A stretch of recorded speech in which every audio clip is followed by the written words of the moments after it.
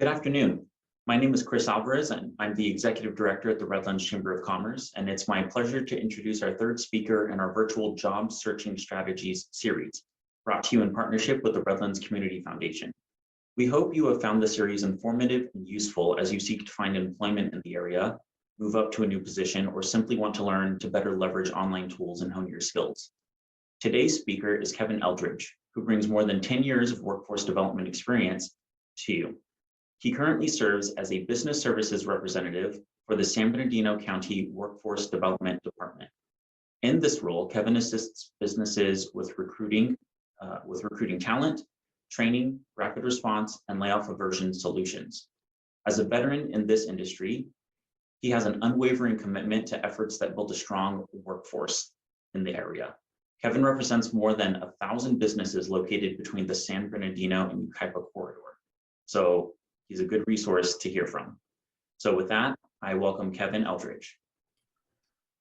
Well, thank you so much for the great introduction. Again, I am with the San Bernardino County Workforce Development Department within the county, and I work specifically for the America's Job Centers of California as a business service representative. I have been in workforce development for over going on 20 years. And I have been doing a lot of work with job seekers, more recently doing a lot of work on the side of helping and assisting businesses. And so the points of my discussion here with you today has to do with three important topics. One is job search in the post-COVID era. And then the other is how to land an interview. And then third, where to go get assistance in the event that you do need assistance with your job search. As far as the job search has typically not altered very much, other than to say that a lot of employers are really doing a lot of virtual interaction. And so that requires that you become very familiar with many of the platforms as far as the virtual platforms on which you're going to interview.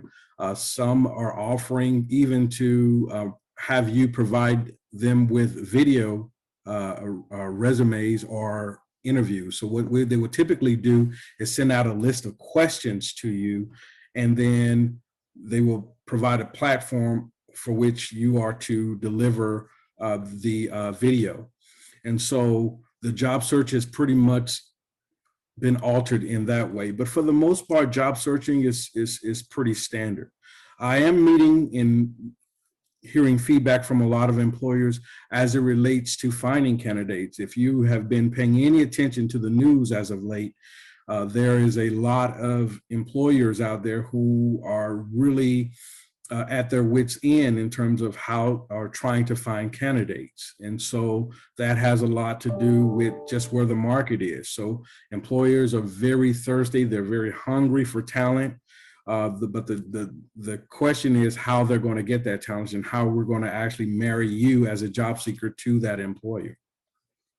And so if you were to go online, do your job search, you'll really understand and know that as far as the modes of applying for a job are pretty standard. Typically, you submit an application or you will go about presenting your resume.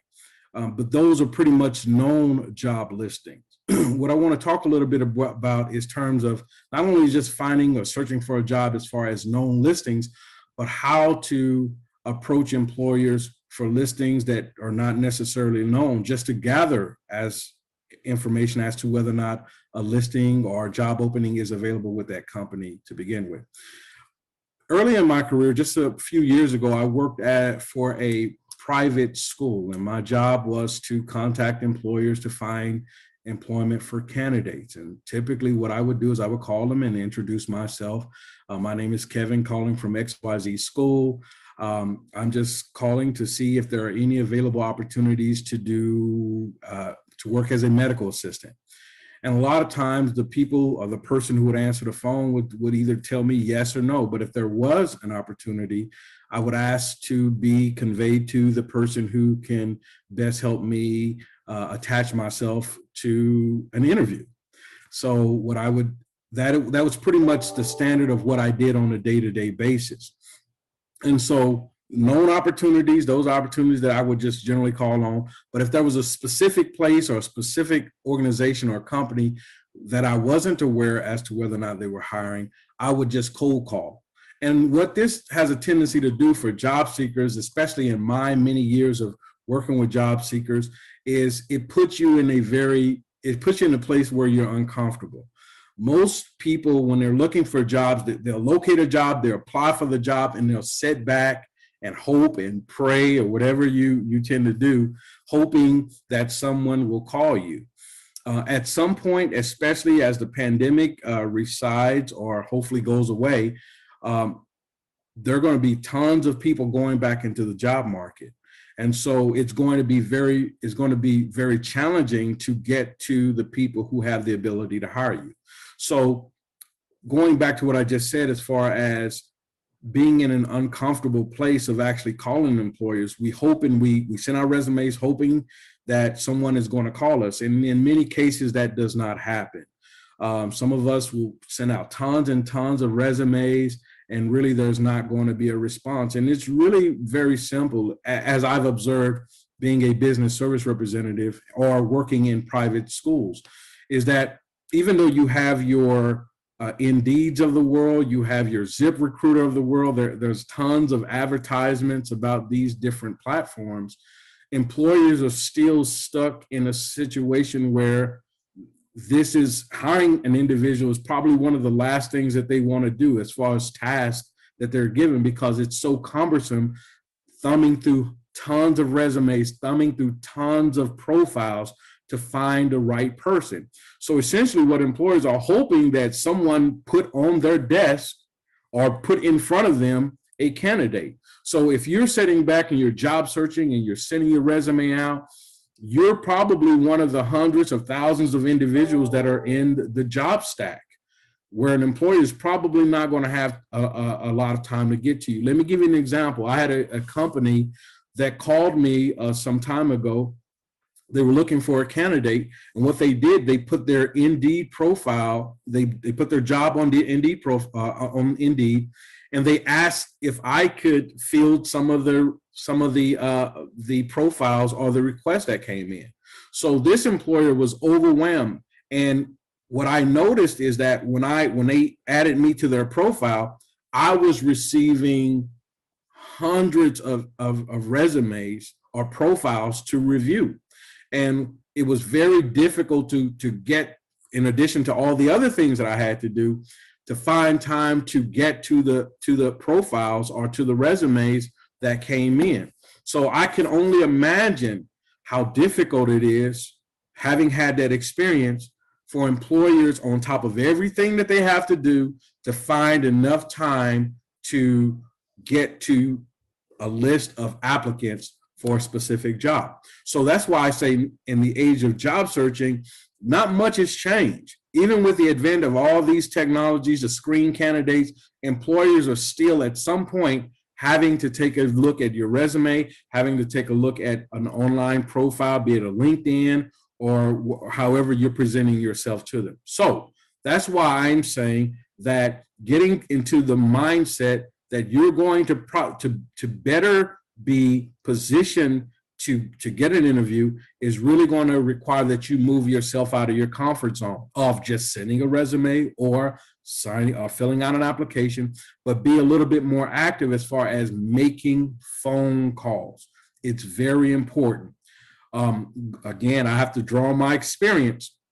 When I worked for the private school, what I would notice is that I would look on the same listings that everyone else had.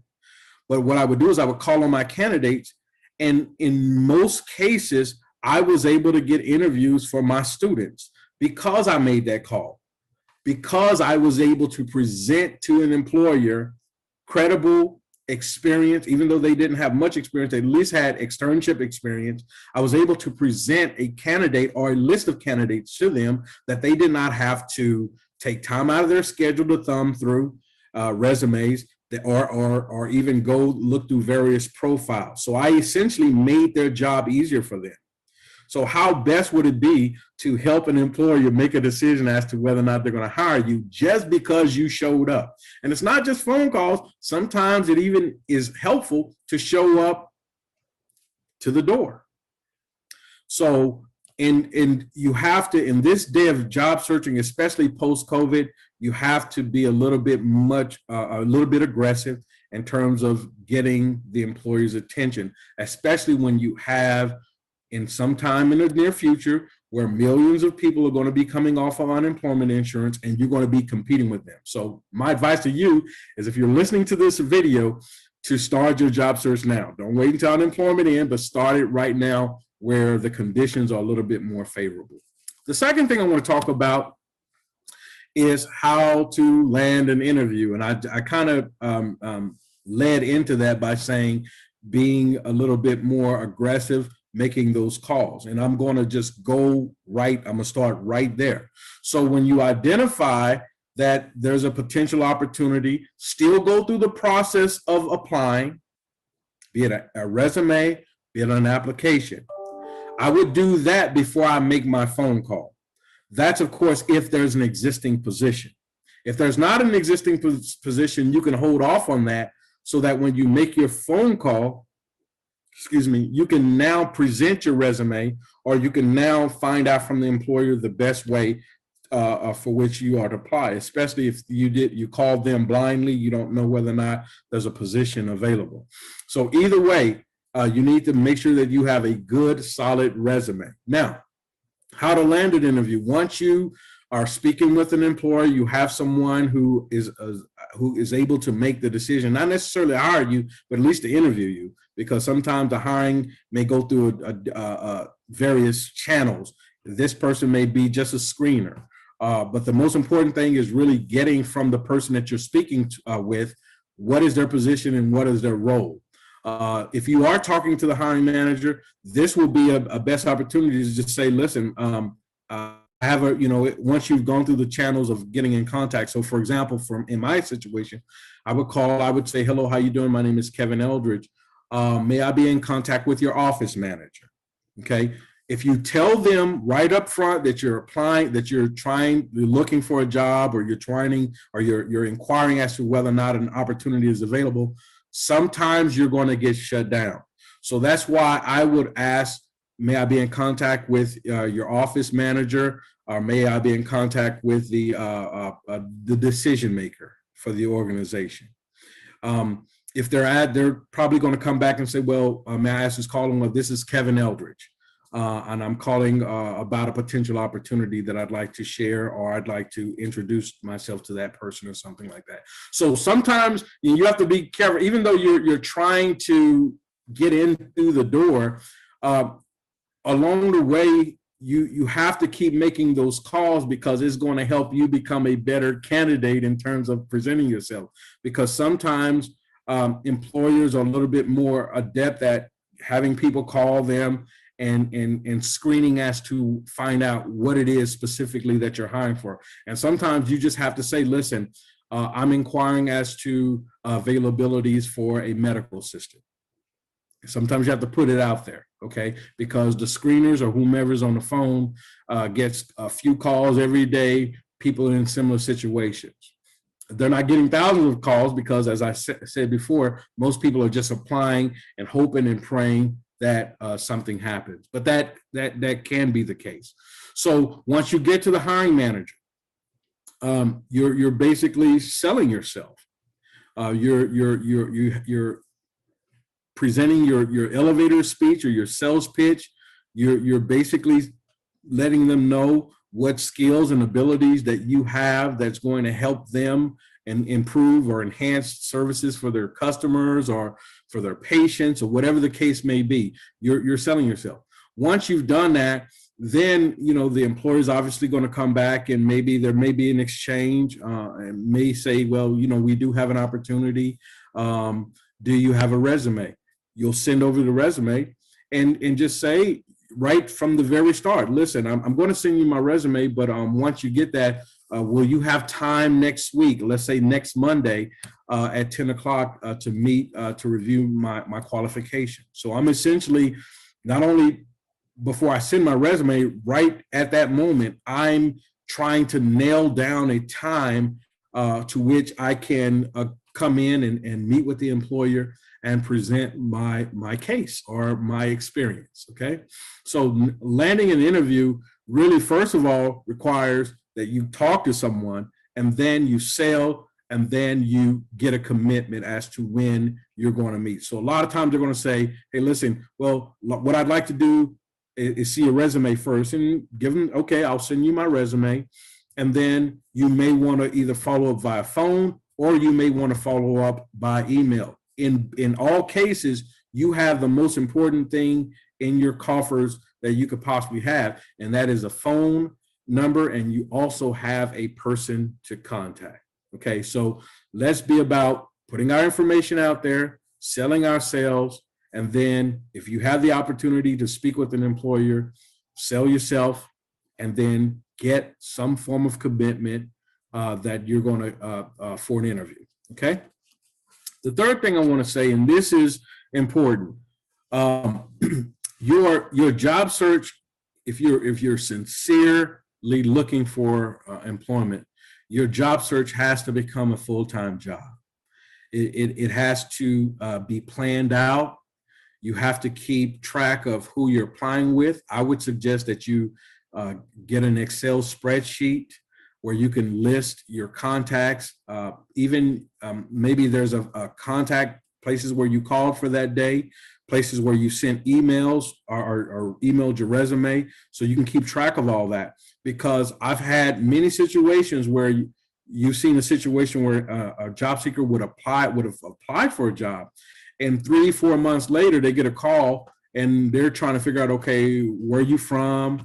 And they have no recollection that they applied for something 3 or 4 months ago. So this will allow you to keep track of who you're applying for, and maybe to jot down a few notes just to familiarize yourself with what sets that employer apart from other employment opportunities that you've applied for. So it does require a degree of organization, and it does you have to have a mind that this is your job. And to be honest with you, you have to become a professional job seeker if you're really going to strategize and move forward trying to get the position that you really want. You don't really want to be in a situation where you settle, especially if you have time to look for work. You really want to devote enough time, enough research, put in the time researching companies, knowing what they do, understanding how you can help that company in the capacity for which you're going to potentially be hired for. Okay. With that said, I'm going to also say, because most people are not professional job seekers and you're still learning along the way, there are resources available to help you become a more experienced job seeker, if you will. Through our agency, the America's Job Center of California in San Bernardino County, more specific, there are 3 centers that are available to help you. We have one in Rancho Cucamonga. There's another in San Bernardino, the city of San Bernardino as well, and a third one in Victorville. So each one of those centers have resources to help you get your job search launched, help you get on track to find the job that of your dreams, or the job that you really want, or your dream job. And so my first advice to you would be to contact the centers, find out their workshop schedules. You can also access the workshop schedule by going to our website. That's at www.sbcounty.gov/workforce. I would have to double check that, but that's what I believe it is, www.sbcounty.gov/workforce. And there you will come to our workforce page, and then you will find out the different centers, and then there you will be able to find resources that are available to you. Also, if you want someone to work with you on a one-on-one basis to really hone in your career package, be it your resume, how to interview effectively, kind of push you towards more professional development as far as career advice and guidance. There are workshops that are available. You would probably want to ask to be enrolled into a special program for job seekers where you get a counselor that work with you one-on-one to make sure that your job search presentation is on point. And if you're starting from bare minimum and you really don't have any experience and you really want that assistance, I would encourage you to do that before you do anything else. The worst thing the worst place to be as a job seeker is finding out that somewhere down the road that your resume is not working for you. And I say this to job seekers all the time. If you're sending that resume out and it's not giving you a return, then there's probably something wrong with your resume. Okay. And so it's best, because that is probably the first piece of presentation that employers are going to see. I will make sure that that is on point. I would also make sure that my LinkedIn page, and I know there's a workshop on that, or a discussion about that within this module. I would also make sure that my LinkedIn presentation is on par with what my presentation in my resume. And to not only that, it goes further, make sure that my interview presentation links in with those other two aspects, because uniformity, consistency throughout your whole presentation is really ideal. So again, if you need some assistance, you want someone to work with you, please contact one of our American Job Centers. If you type in American Job Center of California, San Bernardino County, it will provide you a list of resources as to how to contact us, okay? So again, I want to thank you for your time. I hope this has been very fruitful to you and giving you a heads up, but also an advantage to most people who will probably never see this presentation. So again, I look forward to gathering any feedback I could possibly get from you. And again, thank you again for the Chamber of Redlands for the invitation to come and present to you.